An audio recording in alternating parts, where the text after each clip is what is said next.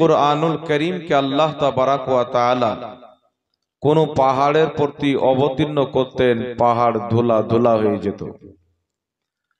যদি অন্য কোনো মানুষের প্রতি অবতীর্ণ করতেন, সে মানুষ ধ্বংস হয়ে যেত। সে কোরআন পাক ওহী আসার যে একটি তাপ, সে তাপ হিমালয় পাহাড় পর্যন্ত সহ্য করতে পারত না।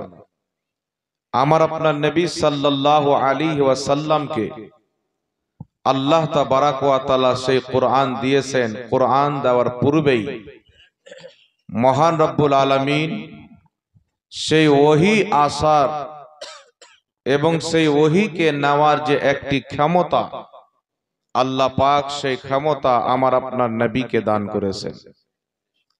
কোরআন এমন একটি কিতাব,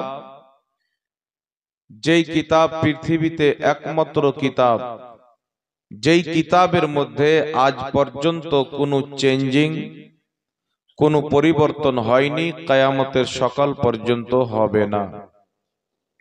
কারণ আল্লাহ তাবারাক ওয়া তাআলা এই জমিনের মাটিতে অসংখ্য কিতাব এবং সহিফা নিজের নবী এবং রাসূলগণের প্রতি অবতীর্ণ করেছেন।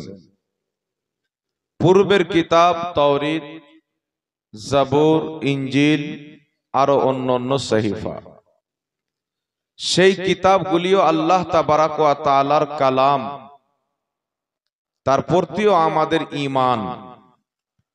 তবে সেই কিতাবগুলির অবতীর্ণ হওয়ার পর যেই নবীর প্রতি অবতীর্ণ হয়েছিল, সেই নবীর মাননেওয়ালা, সেই নবীর চাহনেওয়ালা পরবর্তীতে শয়তানের ধোঁকাতে পড়ে সেই কিতাবগুলির মধ্যে তারা পরিবর্তন করে দিয়েছে। কিন্তু কুরআনুল কারীম আল্লাহ তাবারাক ওয়া তাআলা বলছেন, আমি অবতীর্ণ করেছি এবং কুরআনুল কারীমের হিফাজতকারী একমাত্র আমি আল্লাহ। তো যার হিফাজত আল্লাহ করবেন, তাকে পৃথিবীর কোনো ব্যক্তি মিটাতে পারবে না, ধ্বংস করতে পারবে না। সেই কুরআনুল কারীম,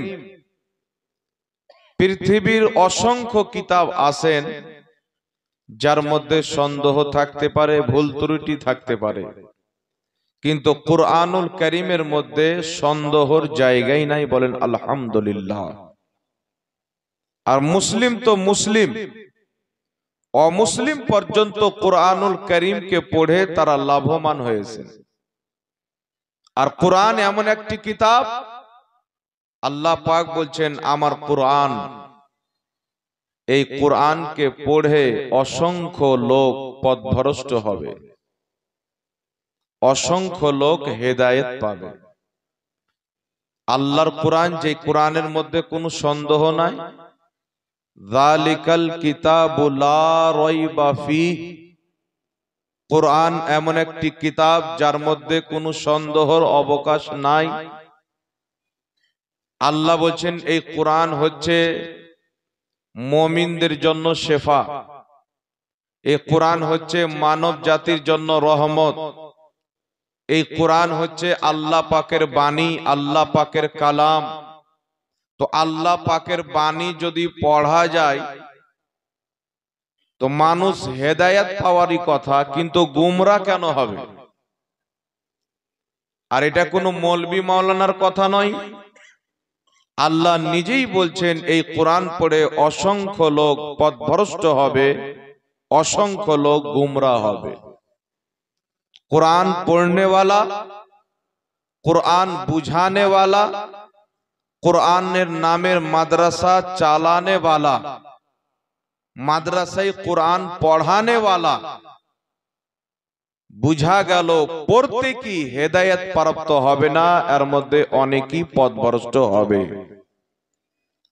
कारण आल्लाह निजेई बोलছেন कुरान पढ़े पथभ्रष्ट होबे, आबार कुरान पढ़े हेदायत पाबे। तो कुरान एमन एकटी सुंदर किताब, जेई किताबे सन्देह नाई, आल्लाहर कालाम, बान्दार नय। কোন বান্দার বক্তব্য শুনে, কালাম শুনে মানুষ বিভ্রান্তি হতে পারে, হেদায়েতও পেতে পারে, কিন্তু আল্লাহর কোরআন পড়ে হেদায়েতও পাবে, পথভ্রষ্ট হবে, কারণ বুঝতে পারা যাচ্ছে না।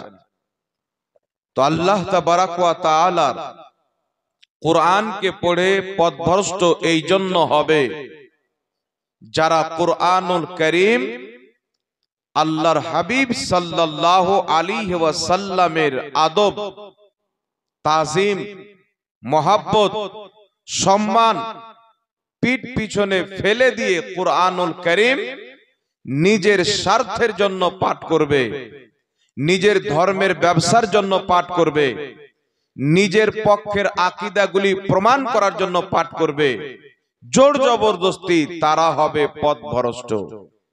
আর যারা পবিত্র কোরআনুল কারীম রাসূলুল্লাহ সাল্লাল্লাহু আলাইহি ওয়াসাল্লামের মহব্বত, তাজিম, আদবকে অন্তরে বসিয়ে আল্লাহর কোরআন পাঠ করবে, আল্লাহ তাবারাক ওয়া তাআলা তাদেরকে হেদায়েত দান করবে, বলেন সুবহানাল্লাহ।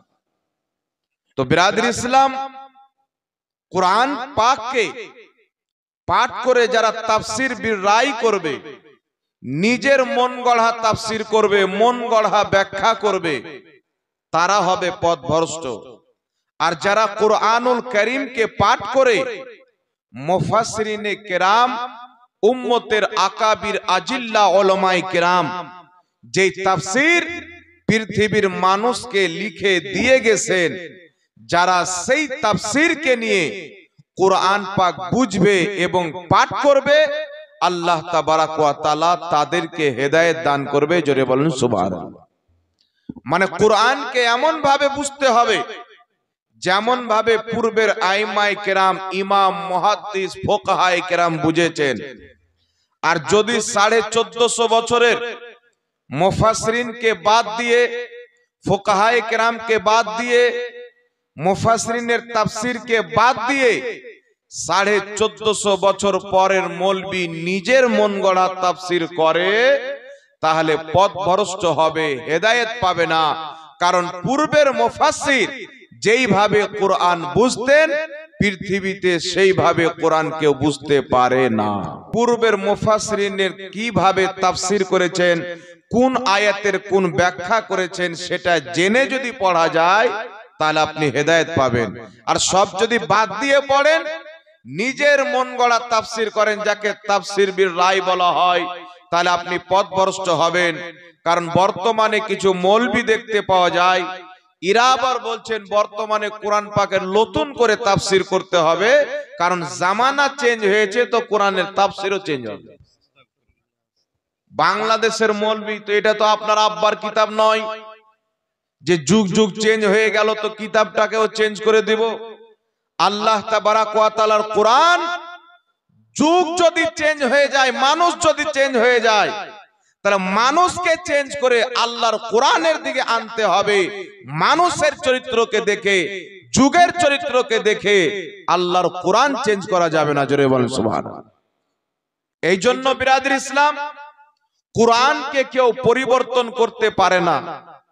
কোরআনের একটা অক্ষর জাবারকে জের, জেরকে জাবার করতে পারে না। তার জন্য কোরআনের ব্যাপারে সকলের মুখে তালা যে হ্যাঁ কোরআন হচ্ছে সত্য কিতাব। কিন্তু এই কোরআন পাকের অনুবাদ করতে গিয়ে অসংখ্য মৌলবি খায়ানত করে রেখেছেন। আজ মার্কেটে, আজ দোকানে, আজ গুগলে, আজ প্লে স্টোরের মধ্যে অসংখ্য কোরআন পাকের বাংলা অনুবাদ পাওয়া যায়, ইংরেজিতে অনুবাদ পাওয়া যায়, হিন্দিতে অনুবাদ পাওয়া যায়। যেই অনুবাদ যদি একজন মুমিন বিশ্বাস করে, তার ঈমান পর্যন্ত ধ্বংস হয়ে যাবে। কারণ কোরআনের মধ্যে কোনো ভুল নয়, কিন্তু কোরআনের অনুবাদ করতে গিয়ে এত খায়ানত করা হয়েছে, এত ভুল অনুবাদ করা হয়েছে যে একজন মুসলমান যদি সেটাকে বিশ্বাস করে, তার ঈমান বাঁচবে না। কারণ তারা কোরআন পাকের অনুবাদ করতে গিয়ে নিজের মন গড়া অনুবাদ করেছে, তাফসীর মন গড়া করেছে। নিজের নলেজে যেই কথাটা এসেছে, কোরআন পাকের জাহিরি অর্থ যেটা সে বুঝেছে, কোরআন পাকের অনুবাদ করতে গিয়ে সেটাই লিখে দিয়েছেন। কিন্তু বিরাদর ইসলাম, সারা পৃথিবীর মাটিতে কুরআনুল কারীমের এমন একটি অনুবাদ রয়েছেন, এমন একটি তাফসীর রয়েছেন, যেই অনুবাদকে যদি একদিকে রাখা হয়, 1450 বছরের মুফাসসিরদের তাফসীরকে যদি এক পাল্লাতে রাখা হয়, 1450 বছরের মুফাসসিরিন হযরতের সমস্ত তাফসীরের সারমর্ম হচ্ছে কুরআনুল কারীমের একটি অনুবাদ, যেই অনুবাদের নাম হচ্ছে কানজুল ঈমান। জোরে বল সুবহানাল্লাহ। সুবহানাল্লাহ, সুবহানাল্লাহ, আল্লাহু আকবার।